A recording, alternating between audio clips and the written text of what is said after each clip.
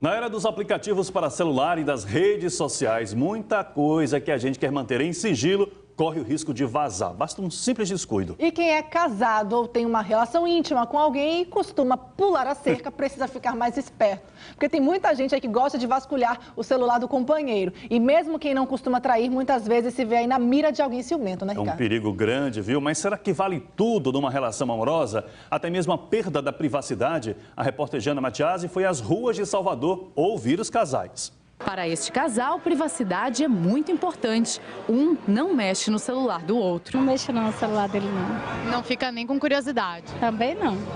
Acho que vale a confiança, né? Teve confiança, não precisa estar um mexendo no celular do outro. Mas nem todo mundo pensa assim. Nessa era de smartphones e aplicativos de bate-papo, tem muita gente querendo dar aquela espiadinha no celular do companheiro. Eu olho escondido. Por que você olha escondido? Porque nem sempre ele gosta, né? Quando vai olhar quem ligou, mensagem, quando toca. Aí quando ele vê que porque tem senha, né? Aí os mensagens chegou, vai lá olhar. A mensagem ainda fica me abusando. E a senha você sabe? Sei. Fica um pouco chato, mas como a gente não deve nada, a gente eu deixo lá e não tenho nenhuma preocupação. E agora que você sabe que ela já sabe a senha, vai trocar ou vai deixar? Não, é a mesma, até para eu também não esquecer lá na frente.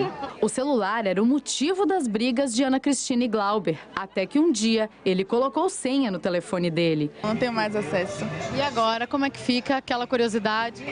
Ficou melhor porque as brigas diminuíram, né? O que não é visto não causa discórdia. E aí, hoje em dia nós vivemos bem em relação a isso. Na verdade, o celular é um objeto particular, né? Cada um tem o seu, então cada um tem que mexer no seu. Não que tenha alguma coisa a esconder, eu não tenho nada a esconder, mas é particular. Com este casal é assim, cada um tem as senhas do telefone e das redes sociais do outro. Por que você olha sempre o celular dele? Porque ele olha o meu também. Ah, é uma troca então. É. O celular fica aberto para os dois Não olharem. tem nada a esconder, né? Um do outro. E se engana quem pensa que essa história de investigar a vida do companheiro é coisa de quem tem pouco tempo de namoro. Kátia é casada há mais de 20 anos, mas até hoje garante que faz aquela vistoria no celular do marido. Porque ele é muito sonso. Demais. E o WhatsApp ele tem? Tem. E você lê as conversas dele? Tudo.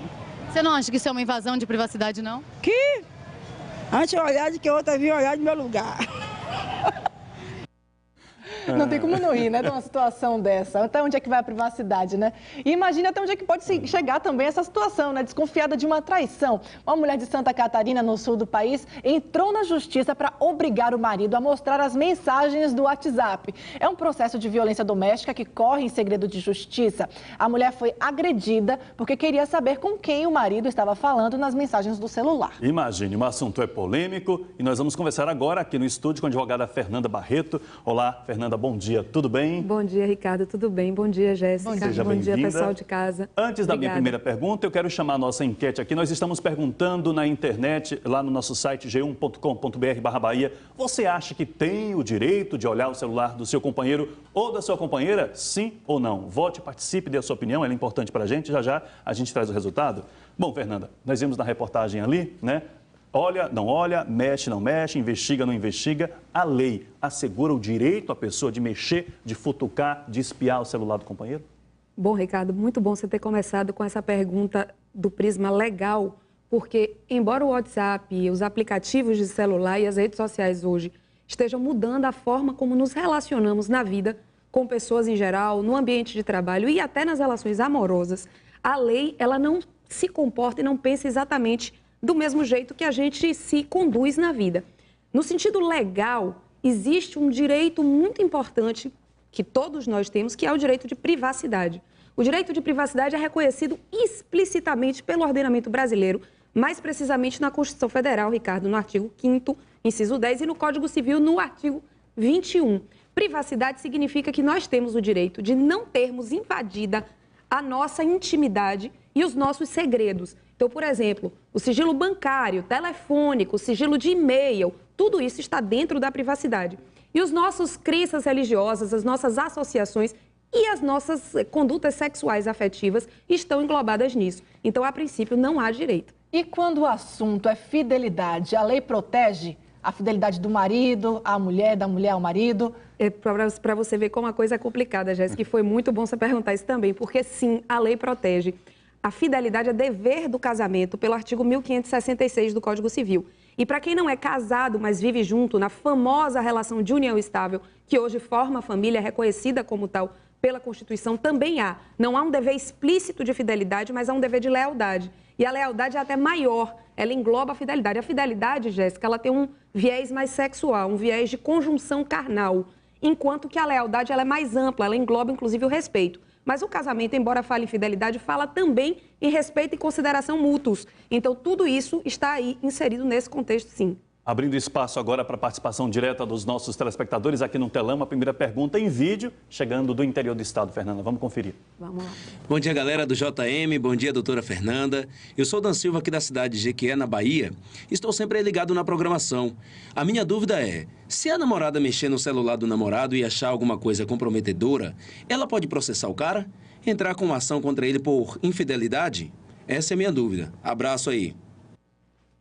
Obrigada pela pergunta. E, na verdade, é o seguinte, mexer no celular do outro não é um direito.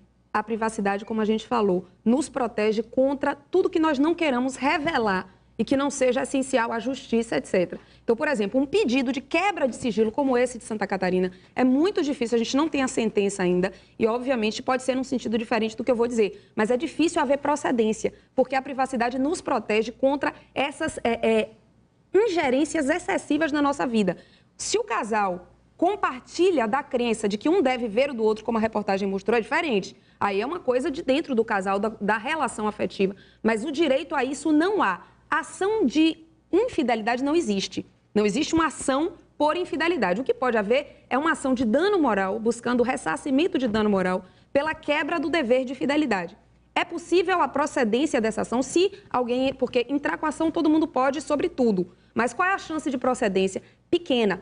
Na verdade, os nossos tribunais superiores vêm reconhecendo mais ou menos o seguinte: a infidelidade pode até gerar um dano moral, por exemplo, desde que não seja apenas uma infidelidade, Ricardo, seja uma infidelidade, por exemplo, que ofende a honra nitidamente. Se você trai no espaço público, você vai para o shopping Salvador, por exemplo, shopping Guatemi, para um lugar muito público da cidade e trai nesse ambiente alguma coisa que expõe. Se você ofende quando trai, se isso vem acompanhado de uma ofensa, se você joga numa rede social uma foto sua com a outra pessoa, aí sim pode haver direito de indenização. Exatamente sobre isso. Inclusive, esse foi um assunto do nosso estúdio aqui há algum tempo atrás, que traição, desde que se houver foto em rede social, isso pode ser usado como prova. Sim. Na verdade, Jéssica, a gente tem que ver o seguinte: existe uma coisa chamada licitude da prova. A forma de obter uma prova é muito importante para saber se ela pode ser usada no processo.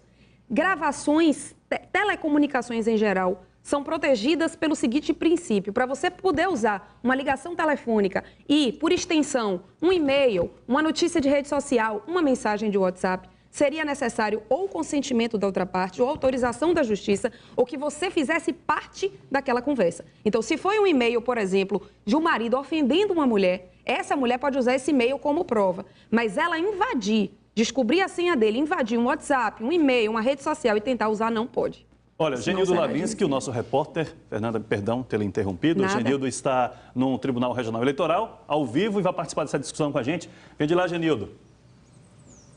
Olha, eu quero fazer uma pergunta, Ricardo, Jéssica, doutora Fernanda, é o seguinte: essa violação das mensagens em um telefone celular, ela pode ser considerada também um crime igual àquela da violação de correspondência? Pode ser enquadrada nessa mesma lei, doutora? Genildo, bom dia. Na verdade, sim, poderia. Se houver invasão, o mesmo sigilo que protege o sigilo de correspondência, etc., protegeria isso também. É claro que é muito difícil a gente pensar num juiz reconhecendo isso no âmbito de uma relação afetiva. Porque perceba, quando a relação é de família, ela é uma relação muito específica, ela envolve muitos sentimentos, muitos valores específicos. É diferente, por exemplo, de uma invasão de meio corporativo, de trabalho. Então, é possível se configurar crime, sim. Qual é a chance disso ser reconhecido judicialmente? Pequena, pequena. Eu acho que é um problema que fica mais no âmbito doméstico, entende, Ricardo? Entende, Jéssica? Acho que deve ser resolvido domesticamente. Vamos acompanhar, então, o resultado da nossa enquete, que esse assunto trouxe bastante participação dos nossos telespectadores. E a gente já tem aqui o resultado. Ó, você acha que tem o direito de bisbilhotar, de olhar aí o celular do seu companheiro ou companheira? 54% disseram que sim, 46% disseram que não. Gostaria que a senhora comentasse, então, esse resultado, doutora. Pois é, as pessoas têm, as relações afetivas são muito peculiares. A gente sabe que existe uma curiosidade muito grande e o nosso país tem uma cultura ainda eminentemente monogâmica. Então é natural que exista essa noção, eu tenho o direito, mas esse direito é mais um direito no âmbito moral, no âmbito afetivo. Do ponto de vista jurídico, existe uma coisa muito forte que é a privacidade. Então, é possível que um juiz, por exemplo, autorize uma quebra em situações excepcionais, sim. Você quer ver um caso interessante? O STF, Superior Tribunal Federal, julgou uma vez, Supremo Tribunal Federal, perdão, julgou uma vez um caso em que uma mulher traía o marido e ministrava Lexotan aos filhos para poder sair e encontrar com o amante. Num caso como esse, se houvesse um pedido de quebra de sigilo telefônico ou de e-mail para que esse marido conseguisse provar que essa mulher estava tendo uma conduta inadequada, inclusive com os filhos, esse pedido haveria chance de procedência para esse pedido. Fora essas situações excepcionais, embora as pessoas achem que têm o direito, acho difícil que a justiça reconheça. Tá bom. Fernanda Barreto, obrigado pela presença, pelas informações aqui no Jornal da Manhã. Obrigada a vocês, um prazer como sempre. Bom dia.